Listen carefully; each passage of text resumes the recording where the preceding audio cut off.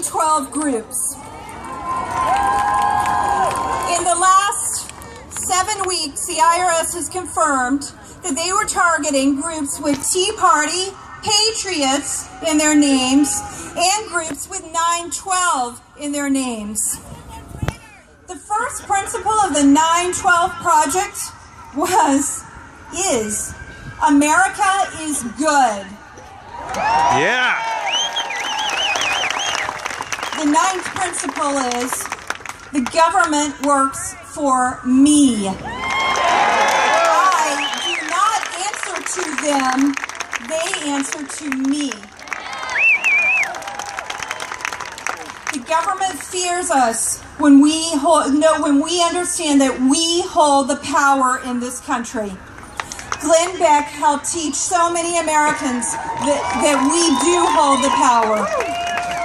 Please join me in welcoming a man who has taught about the Constitution, who is standing with citizens across this land, showing how we can exercise our civic authority, and who is fighting for freedom, standing with us today, Glenn Beck.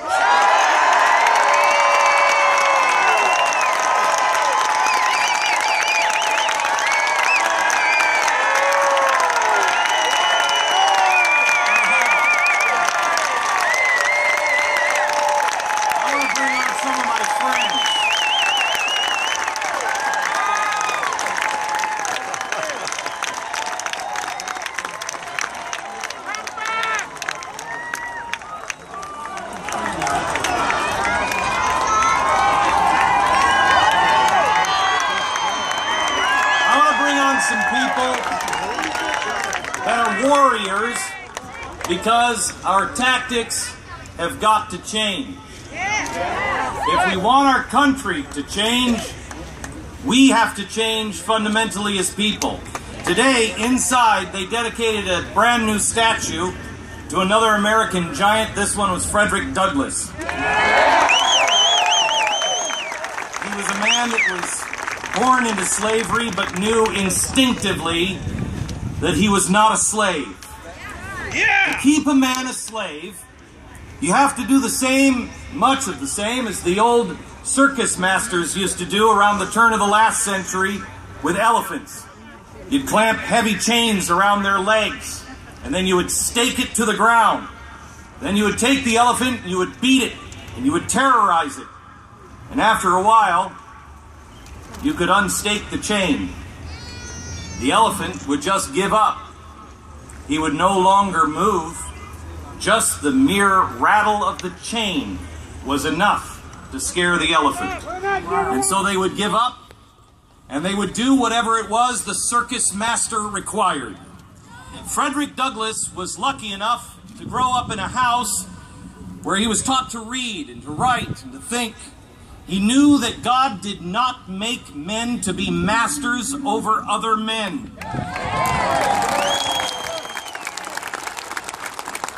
He knew that God did not intend any man to impose unrighteous dominion over any man or beast. It is time that Americans remind themselves of this truth again and rise up against the intimidation before the handful of peanuts from our new political circus masters are considered kindness instead of the symbol of evil cruelty which they are. Yeah!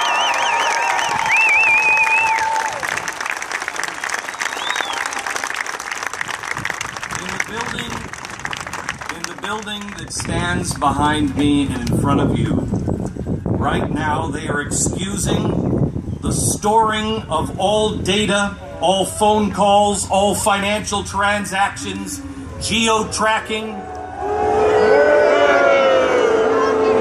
They are doing it in the name of our safety while allowing anyone to cross our borders either on foot or in underground tunnels without any worry or consequence. In the building behind me, they have not suspended or fired, but have promoted those at the IRS who rattled the chains of control to any group that disagreed with its policies. And now they are pushing misery and death through the so-called Arab Spring, country after country, and now they are plotting a new war with Syria. This again will bring nothing but death and destruction the world over, and the price that we will pay will be too high.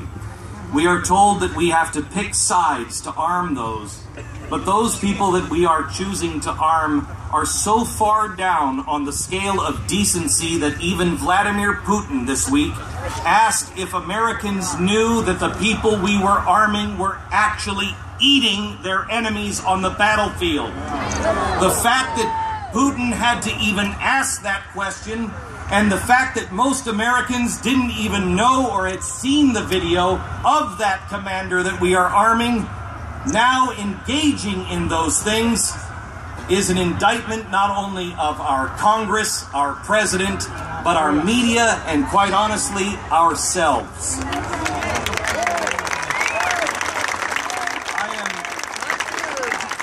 I called some friends to stand with me today, some modern-day spiritual giants.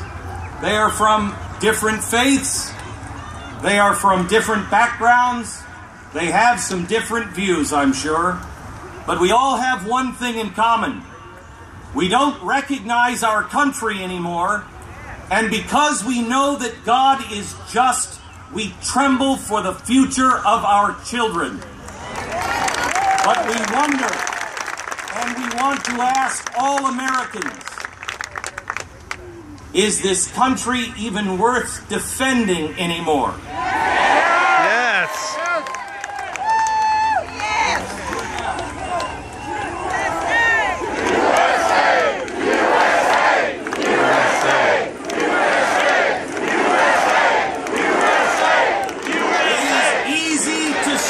USA. It is harder to defend the principles that we don't even know. What is it we stand for? Who are we? And will most of our citizens even care or notice as the chain is clamped around her leg again? What is it that will be written about this generation? What is it that will be said about us? The greatest generation has almost completely passed. It is us now that historians will watch to see what we will do. Will it be said of us, this generation, that no one called for justice, no one pleaded for truth, that we trusted in vanity and spoke in lies, that we conceived mischief and brought forth iniquity? What is it that we even believe anymore? And where did we get these ideas that now seem to be so popular with our fellow citizens? Our forebears came to these shores not for free stuff, but for freedom. Our forebears came here to make their own way, to create a different life. They came here because they knew that God made them free, and they were free to pursue their own happiness and take responsibility for their own lives and their own actions. They came here because even though they may have come from different religions, they knew they had the right to worship the God of their understanding the way they chose to worship.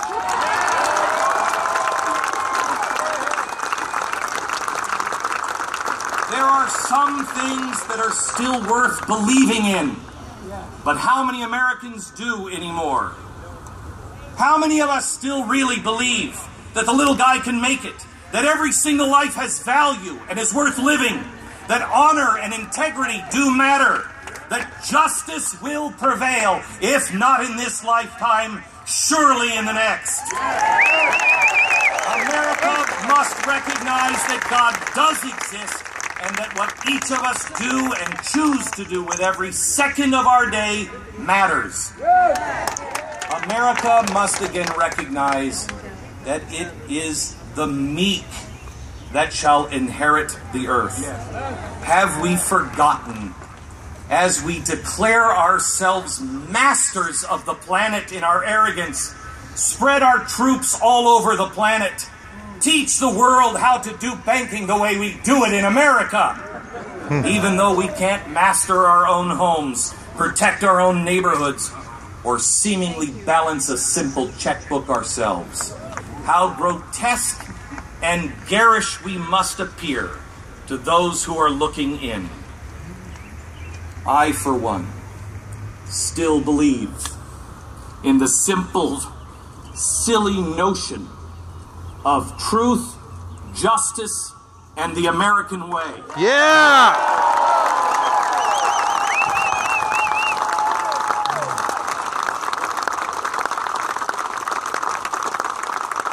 But we have to admit to ourselves that since our very founding, a good percentage of our fellow citizens closed their eyes to the civil rights violations of other Americans.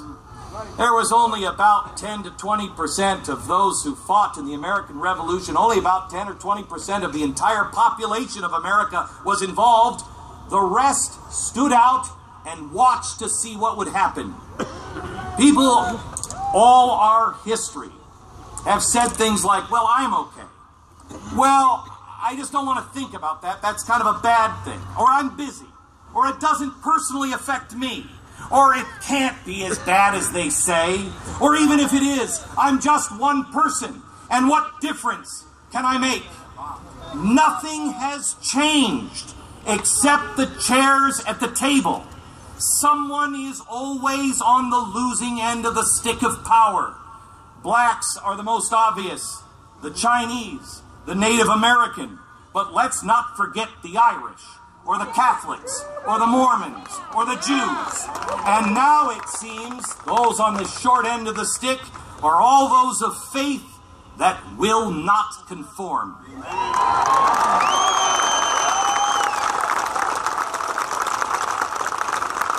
For those that think men foolishly make progress collectively, let me warn you, history teaches you couldn't be more wrong. We are redeemed one man at a time. There is no family pass ticket or park hopping pass to life. It is one ticket, one ride, one person at a time. Man does not vanquish hatred or bigotry. Hatred and bigotry continues to move. From the blacks to the Irish to the atheists to the Christians. But if you recognize this, you will notice also that there are always a few leaders that stand up. Ben Franklin, John Quincy Adams, Harriet Beecher Stowe, Abraham Lincoln, Frederick Douglass, Booker T. Washington, Gandhi, Martin Luther King. They knew that the march toward freedom never ends. And man must be vigilant and pray less with his lips and more with his legs.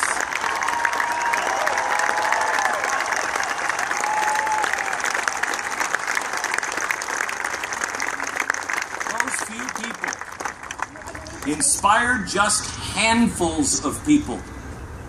They never forgot that truth, justice, and freedom are the well springs of the water of man's civil rights. And so they must be upheld for all men. Those that you don't know, those that you don't like, most importantly, those that you do know and really don't like. Because if their rights are violated, all rights are violated. In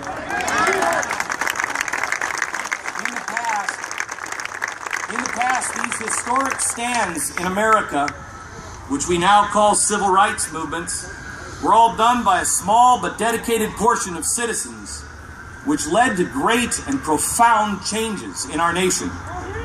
But those movements always started in the same place, the church, and with people of God.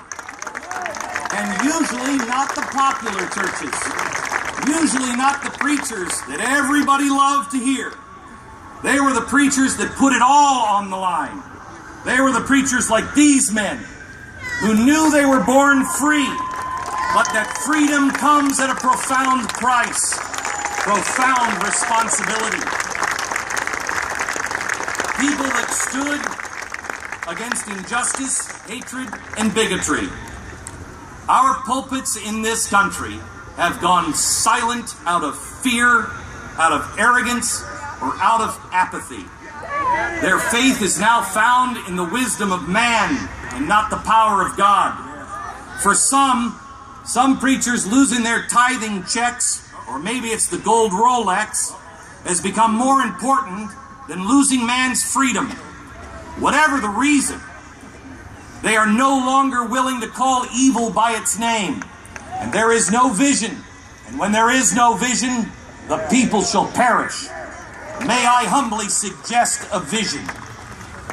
Martin Luther King knew the answer, and he lost a lot more than congregants on his march. Students today all across our country are taught that his vision probably came from Gandhi, or maybe that idea came from some progressive philosopher in the early 20th century. Martin Luther King's vision of although we all be free men, when we choose to make ourselves servant to all, we gain the more, did not come from a progressive philosopher. Believe me. Let's get a couple of things straight. What MLK and Gandhi and Lincoln, what they all did was not progressive or new. It was ancient. Hollywood, Woodstock, and the hippie culture. It was not the source of the power of the 1960s civil rights movement. It was God and God alone.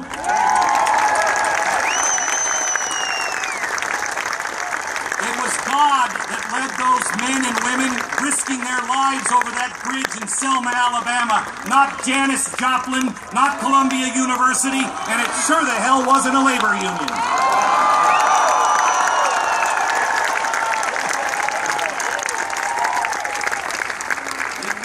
John Lennon that taught people about peace and peaceful resistance.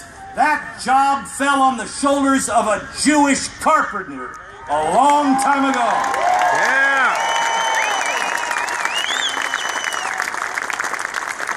The rights that so many Americans ignorantly preach about, whine about, aren't even theirs. They don't belong to us. Those rights belong to God. We are mere caretakers of those rights. They belong to Him and given to us for stewardship. And they're pretty important. And they're pretty obvious. In fact, they were so obvious that we used to say they were self-evident. For those people who are currently under indoctrination in our universities, let me explain self-evident. That means they're so simple that humans don't even have to have them explained to them. You know. You don't need to be taught. You instinctively know that you have a right not to be executed without trial, not to be held without charge, not to be searched without warrant, or spied upon without cause. Yeah! Woo! The government is no longer the protector of those rights. They are the chief violator of those rights. And so we must stand and protect them. When we are told that the IRS, the EPA, the ATF, the FBI, or any of the others, when we're told it's okay for them to hassle, threaten, or intimidate others because of their skin color, their religion, their political belief, we stop being the country all of us want to build and start being the country all of the world should fear. The long train of abuses regarding these rights are exactly the same abuses that Martin Luther King marched against. And they're the very same rights that our dusty founders preached against. Men make progress, but man never changes. Man loves power. Man loves money.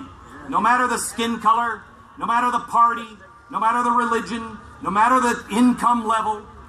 These systems, I stood up there last week and I look down and how the streets point directly to the Speaker of the House. It's intoxicating.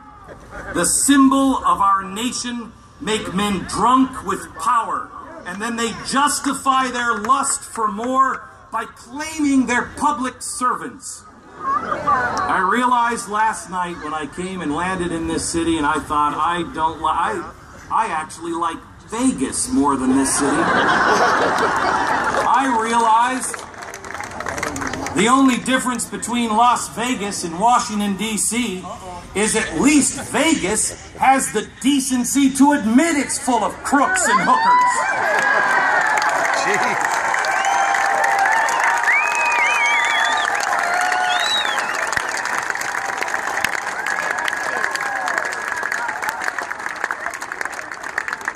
Time to sober up. Too many of the Republicans, too many of the Democrats, too many Americans have played us, lied, stolen, and the getaway car was driven by the mainstream media. A media that can no longer with a straight face. A media no longer with a straight face can claim the role of journalist. Let me tell the media something.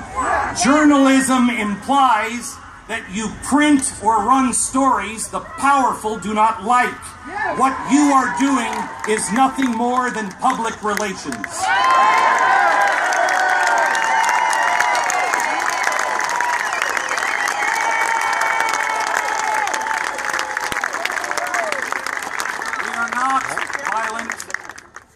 We are not racist. We are not anti-immigrant. We are not anti-government. But we will not be silent another day more. No! And those who wish to use unrighteous dominion over mankind are not enemies of ours. They are enemies of his. And I have a sneaking suspicion he's not going to be silent much longer either. We as a people no longer accept the lies, the corruption, the information and data gathering. It is evil. It is un-American. It is wrong. We come here today to send a very clear message to surround all of those who wish to stand and break that cycle of corruption. We will use ourselves as shields, if need be, to protect those who are in the system, the elected official or the whistleblowers, with the courage to stand and tell the truth. Yeah!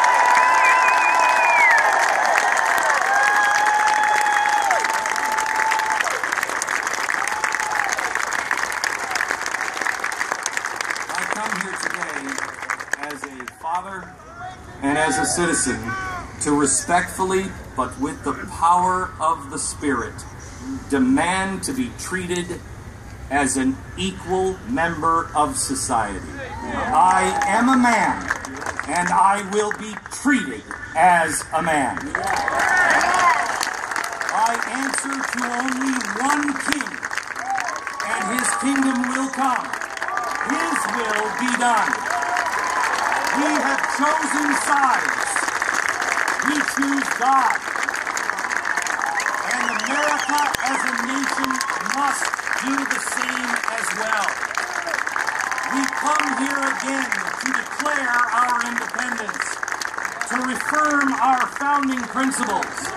We as a nation, in our documents and again today, acknowledge there is a Creator. Yes. We acknowledge that He gives us certain inalienable rights. We declare that government exists primarily to protect those natural God-given rights. We declare that God has established right and wrong. We declare that He is just, and therefore man must pay for his mistakes either now on earth or through his justice later. But there is no such thing as social justice. Only God balance things out.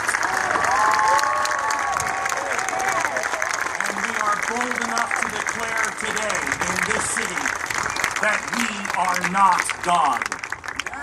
We are honest and decent men, and we will fight for and do our very best to establish equal justice for all mankind. There is no such thing as collective salvation.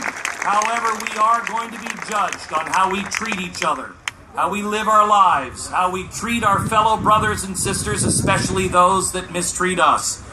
Thus, we must serve them, help them, with charity toward all.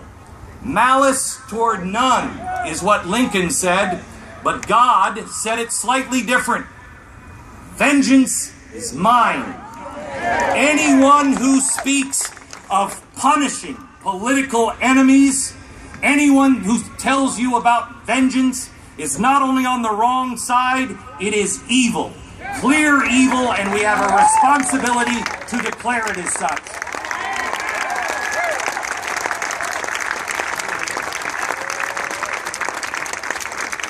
America, your job has just begun. It is time to rise up and boldly declare those same self-evident truths that changed the world so many years ago, and demand that those truths remain the basis of our laws. My civil rights will not be trampled, and I say this not for me, not for my children, but all men that yearn to be free. Those who make our Apple products at a place called Foxconn, where they are so enslaved they throw themselves off the top of the building. I say these for those who languish in prisons in Cuba, in North Korea, in Venezuela. I say that for those homosexuals who are currently being stoned to death in the streets of Egypt and Iran, while our so-called civil rights leaders hold coffee clatches with third graders at the White House.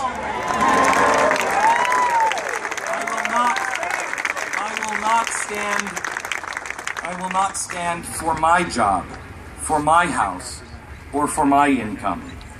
But I will stand for those immigrants who came here the right way, to not have their dreams destroyed by a group of elites in this town, increasing the competition at the lowest rung of the ladder while keeping the brightest and best minds out of the visa pool, allowing for little competition at the very top. It's wrong. We will not pervert a woman's right and twist it into a gross, silent defense of abortion doctors in Philly and Houston, while turning our eyes from the forgotten women who have never had the civil right to walk alone on a street without a man, or drive a car in Pakistan or Saudi Arabia, or even those who currently cower in fear with their faces covered in our own country, in Florida, Virginia, New York, and Minnesota. We will not waste another second of our precious life shadowboxing the demons of the past when the fight to end actual slavery is still happening today. Call it what you want, but those who make your iPad in China, those who make your cute little Mao purses, they are the very people you claim to care so much about. And they are the ones yearning to breathe free. And worse yet, the oldest form of human degradation that has been seen, the sex slave trade. It currently holds in its coils over 2 million children. The biggest source of this evil is on our border in Arizona. I have spoken to lawmakers in Mexico, and they have begged America to please seal the border so we don't sell more children into a sex slave industry.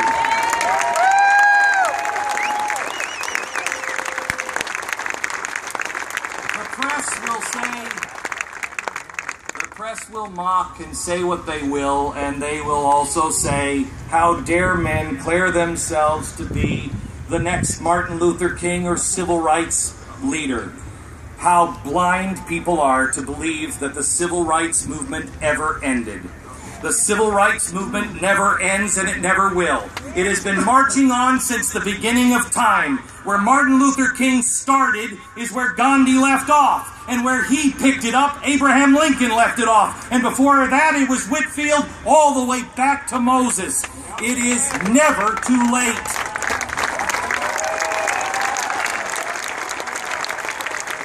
We are not at the mercy. We are not at the mercy of these events.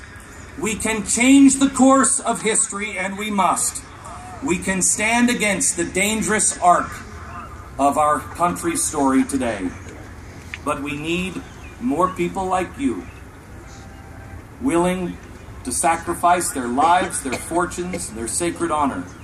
People willing to stand up and tell the truth. The last century was a century of genocide, where collectivists, National Socialists, communists, evil rose up time and time again and swallowed up the lives of millions. It happens every time. Man says the collective is more important than the individual. That one phrase, the collective is more important than the individual, that one phrase every time is a license to kill anyone deemed standing in the way of progress. But last century, evil met its match, and goodness eventually prevailed. Martin Luther King and Bonhoeffer and Lech Walesa gave their lives, or much of their lives, in the pursuit of human rights. They took the side of justice over injustice. They held aloft the torch of freedom to push out the darkness of hate. These men and women lived difficult lives. They often lived shortened lives. They were born to relative privilege. They chose to take on suffering. They didn't want to martyr themselves. They would have been happy to live the rest of their lives. But to the righteous, there is no comfort when evil has taken root. The cause of human rights has been taken over in this country by a group of clownish organizations who share very little with the individuals who led the movement in the 60s. Human rights was once a cry for justice. Now it's merely used as a threat. These organizations have become bullies, grotesque parodies of the principles they pretend to represent. They criticize free nations and spare the unfree. They are nearly comical in their double standards. They are no more the enforcers of civil rights. They are the attack dogs who wish to keep men confined in spaces they design. Whatever moral authority they once had is spent. Their time is up, and we dismiss them.